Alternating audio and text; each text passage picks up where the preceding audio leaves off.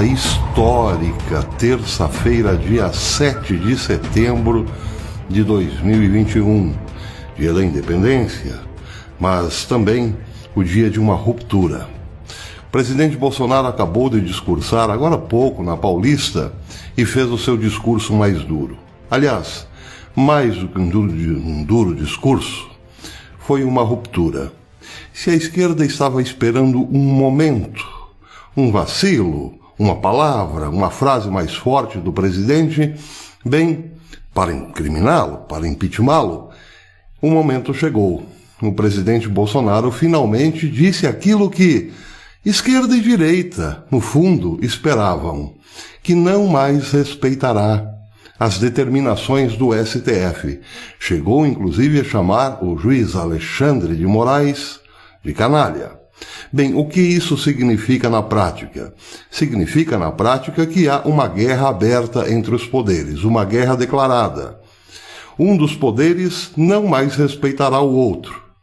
Um alegando que o outro extrapolou a Constituição e agora, com atos ilegais, tenta intimidar o povo, diz que não mais respeitará.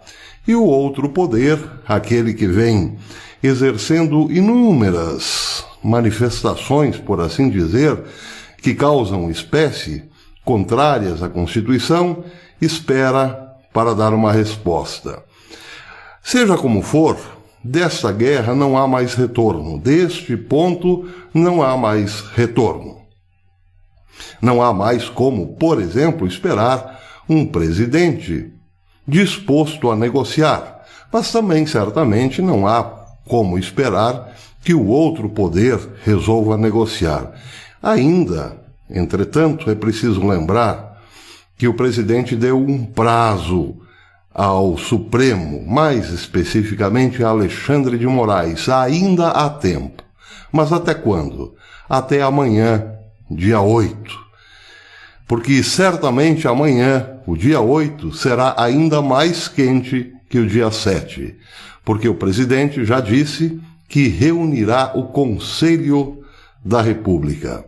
O Conselho da República, como o nome diz, é um conselho, mas não é um conselho para, digamos assim, que o presidente ouça coisas como a roupa que deve usar, o tom de palavra que deve proferir e assim por diante. Não, o Conselho da República é reunido por apenas para três questões fundamentais: o estado de sítio, o estado de defesa ou intervenção militar. E é claro, essas três coisas estarão na pauta amanhã no Conselho da República. O Conselho da República é composto pelo presidente, pelo vice-presidente, pelo secretário-geral da presidência, pelo ministro da Justiça, pelo presidente da Câmara e pelo presidente do Senado, além de mais 6 escolhidos representantes do povo. 2 escolhidos pela presidência, 2 escolhidos pelo Senado e 2 escolhidos pela Câmara. Bem, o que pode acontecer neste conselho? Um sinal verde para um estado de defesa, por exemplo. Ou então para uma intervenção militar, sabe-se lá. Isso saberemos amanhã. Bem, acontece que o presidente hoje sai muito mais forte do que em qualquer outro momento em que esteve à frente da presidência. O presidente queria uma simples fotografia e conseguiu no dia de hoje.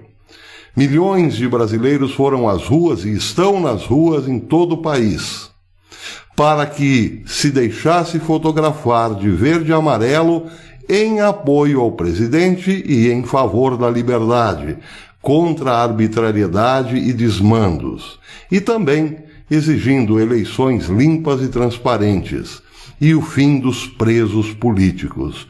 Tudo isso está na fotografia.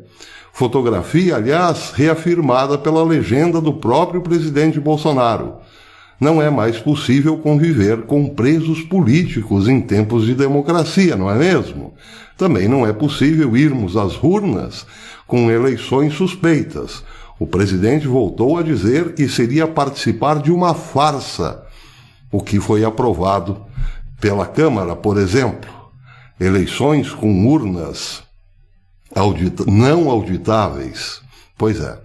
Tudo isso está na fotografia. Fotografia que certamente rodará o mundo. Mas importa mais do que rodar o mundo ser levada amanhã para o Conselho de Segurança. O que virá do Conselho de Segurança? Claro que não sabemos. Sabemos que é apenas um conselho e pode aconselhar pelo sim, como pode aconselhar pelo não. Mas isso pouco importa. O que importa mesmo, se o presidente Bolsonaro está decidido a um estado de defesa, por exemplo, é a concordância ou discordância das Forças Armadas. E tudo indica, eu digo tudo indica, mas é quase certo, que o presidente tem sim todo o apoio das Forças Armadas de agora. Com esta nova configuração, as Forças Armadas estão muito mais alinhadas com o presidente e com a vontade popular que ficou bem manifesta no dia de hoje.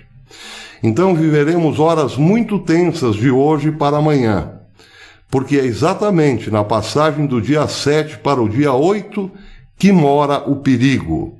O presidente não terá uma noite tranquila, receberá telefonemas pela noite toda, gente preocupada, gente muito preocupada, gente desesperada certamente, usará o telefone ou a linha direta com o presidente e outros para dar-lhe força. O presidente certamente não poderá mais recuar deste ponto. Agora é esperar. E que tudo que deve acontecer nos seja para o melhor. Deus abençoe o Brasil.